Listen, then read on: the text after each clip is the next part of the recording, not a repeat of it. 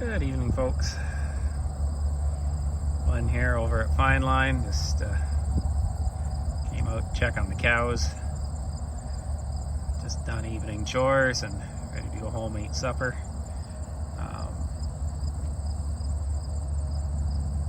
Just thought I would take a minute and take a quick video and kind of update you a little bit on this instinctive migratory grazing idea I've been playing with. I apologize, I don't think you'd really see the cows great. They're down in a hollow point. I'm up on a hill and I'm in the sun, and they're down in the shade. Of course, this one Jersey's coming towards me, so that's kind of screwing everything up. But the whole idea is that these cows should be kind of grazing and moving in one particular direction, working as a herd and as a mob. And typically they never come check me out, but right now I'm trying to make a video, so that is exactly what they're doing, just to tick me off.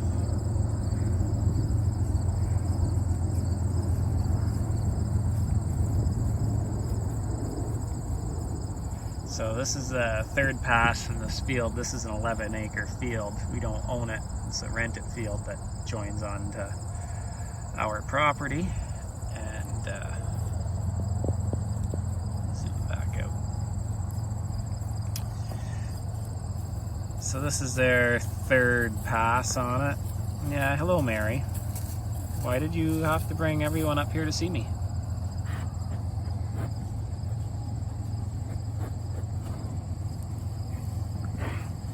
Typically, the cattle leave me alone when I'm out here, and they never come to me, so this is kind of weird. Nice big steer there in the front. A couple of other heifers that are finishing off. That big steer looking at us, he'll likely be our first load of finished steers going in next week.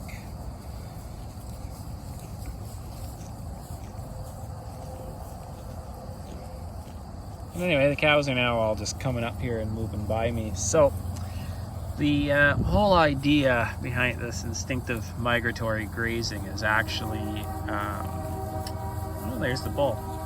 There's our nice 3-year-old bull. I don't think he likes me sitting here.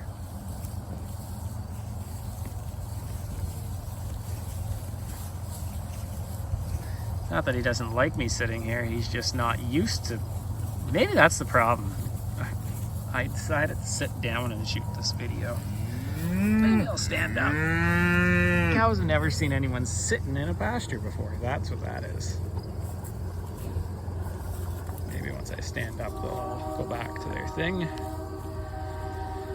Listwool, one of our yearling bulls. Anyway, the whole idea is to reboot the herd instinct, that these cows will graze more uniformly as a herd and eliminate the need for daily moves. And it's all about reducing the stress on the cattle. And when the cattle have stress reduced on them, then they go back to their more natural instincts. They mob up in a herd. They'll graze in a tighter herd. That'll give you your stocking density without actually having to squeeze them into a tight little space. And it will encourage them to, when they have their natural instinct, they will go around the paddock and eat the most healthiest parts of the plants. Not necessarily the most desirable, but they'll eat more of the healthier stuff without being forced to. So now this is kind of interesting here. They were down there in that hollow moving that direction when the Jersey saw me and came up, and they followed her up. Now that they've checked me out, that lead cow has taken her heifer calf from a couple of years ago and their calves, went back in the direction they were headed, and the whole herd is following. Now there's a couple of these dairy cows here. They have a tendency to do their own thing because they run as a separate herd during the day with their calves. And they just never seem to fully integrate into this herd at night, although they have been more lately. Well, hello, Mr. Buster. Anyway, as I was trying to say before somebody came over and nipped me in the butt, rebooting the herd instinct gets them to graze the same way the bison, the elk, the deer, all those animals do. And they go around a field and they'll graze a field off in a more uniform manner because they don't have that stress put on them. Bob Kinford talks a lot about that. And as he points out, quiet cattle does not mean that they are not stressed cattle. And I have come to see that over the years of our dairy cows. Just because they're quiet and we can put a milker on them doesn't mean that there isn't stress behind them. So working pretty hard to try to do things, especially now we have cattle with horns on them. We stopped dehorning a few years ago. And people keep telling me, oh, let's cut the horns off. Well, you kind of missed the point of why we're not cutting the horns off. And we'll do a whole video on that another day. But just how we handle them in the barn and around milking time, making sure they have enough space to get away from the other cows that have horns, and just the overall things like that is making a big difference on these cows.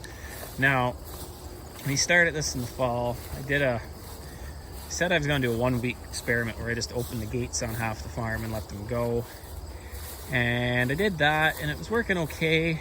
It was quite interesting. They were going to not the plants that had the longest recovery, because we had some plants that had about 100-day recovery, and they'd been over rested. Those plants were starting to die. They didn't go into the fields that had like a 10, 15, 20-day recovery, but the fields that had like a 30-day recovery that ordinarily on a dry year would not be recovered were recovered this year. When you walked through them and looked at them, there was the tips of the grass were all healed from where they'd been bitten off, and those were the fields they were concentrating on. So they were actually, I wanted them in the fields that had a 100-day recovery on them, but they were going past them. Now, I had tried to get a longer recovery just for many reasons, and ended up I think this year on a wet year that I was over resting my fields. And if we were doing more of a migratory grazing, letting the cows go out and find the best bite, if they're rebooted and functioning properly and not just rebiting the same plant over and over again, but if they're actually going out and biting off only recovered plants, then this year that would have worked so much better having the migratory grazing, because they would have ended up going back and biting those plants off when they were recovered, and then some of the plants that didn't get bitten off would end up getting over mature, but they would be my so-called summer stockpile or winter stockpile. So I don't think we can just go out here and throw the gates open on the farm and say, well, set stock density, that's the herd for the year, and just walk away from them. When we look at wildebeest in the Serengeti, they migrate from north to south, and they calve, I believe it's the southern plains of the Serengeti. They calve down there and then they go back up north. So, that land is getting a rest.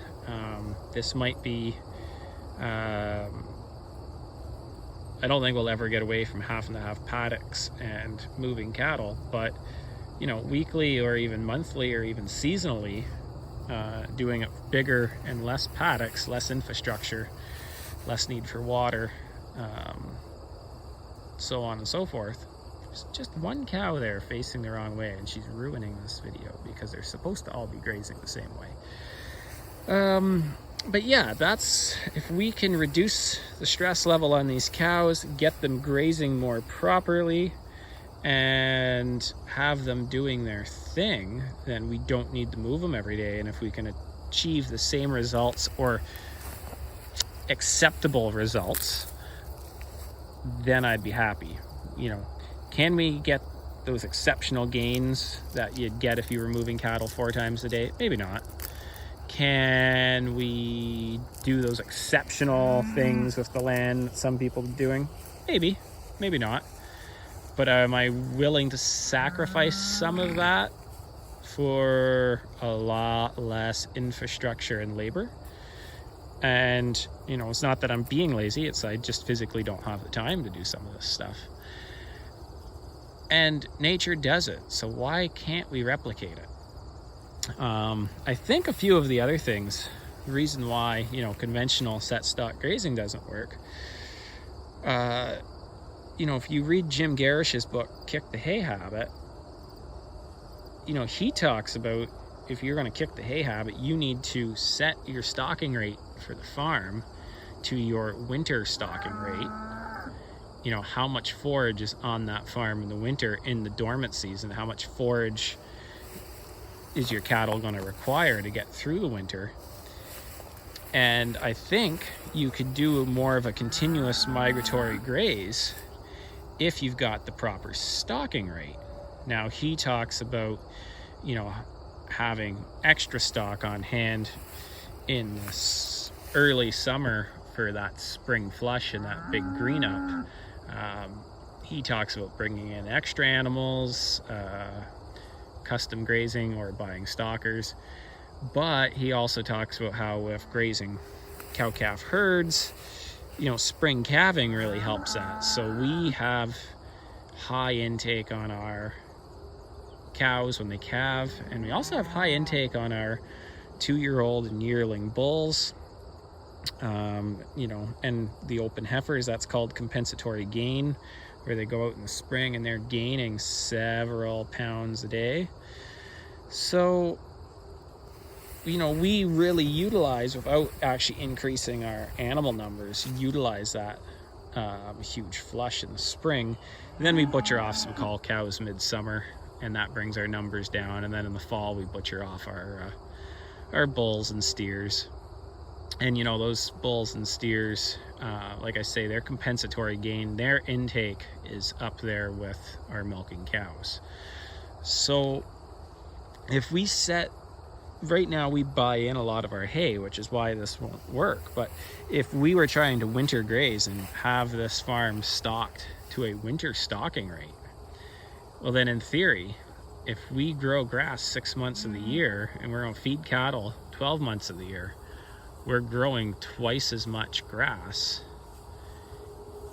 every single day in the summer than we're eating. So why won't those cows be able to go out there and find the best bite? Oftentimes, the reason why our cows will go out and take that second bite of a plant is because that is what's available to them. We typically overstock pastures. So that's one of the things that when we make the switch from conventional grazing, right now there's a bale of hay up there because we are a little short on forage, and that's what they're going back to. They've had their fill of grass, now they're going to go eat hay. So yeah, when we make the switch from conventional grazing to, you know, mob grazing, strip grazing, regenerative grazing, call it what you want, typically we start to learn all these other things. You know, we learn about stocking rate, plant diversity, make sure we have forbs and legumes and browse in the pasture. This system would also work a lot better if we had a lot of warm season grasses planted on this farm, which we're going to start working towards, to help lengthen that flush in the summertime and help mitigate that summer slump. So, you know, those are all things we learn about after we switch from conventional grazing. Even the placement of our water and development of water structure on the farm and how we use it. These are all things we typically learn after we make that switch from conventional set stock grazing. What if we apply all those things we've learned to just conventional set stock grazing? Then what would that look like? So I'm thinking right now it's fall time. our grass is going to start slowing up. We had a summer where it grew exceptionally well, and yet our cattle are skinny. I'm not happy with the shape some of these cows are in, but I was trying a more total graze approach this year and not supplementing with enough decent supplements. And really, this was the year.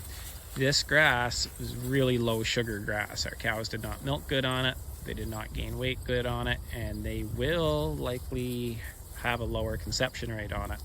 Because we had so much rain, so little sunlight, so little heat, we basically grew celery. And had I been doing a more selective graze and letting them just take the tops off of plants and move on, that would have worked a lot better this year. And maybe this migratory thing might have worked this year. They could have taken the tops off of plants and come back to them when they were recovered. That may have, however, left a lot of rank orchard grass standing here, but would they have utilized that later in the year? I don't know. So, in a nutshell, migratory grazing, I am not that foolish to think that I could just open the gates on the farm, turn these cattle out, and let them sort themselves out. Although in theory, possibly you could. But what I was really hoping to learn from this was the cow behavior and get that sorted out, so that even in a rotational system, I think there's still a lot of things we can learn from migratory grazing and apply that. If your cows are stressed when you're moving them, that's not helping. If your cows are roaring when you go to move them, oh, that's not helping. If your cows are doing a lot of jostling around when you move them, that's not helping. And I think the most interesting thing about Bob Kinford's method is you're not calling the cattle into another paddock. You are going and getting them, but yet you're also not driving them. And I think that's very interesting.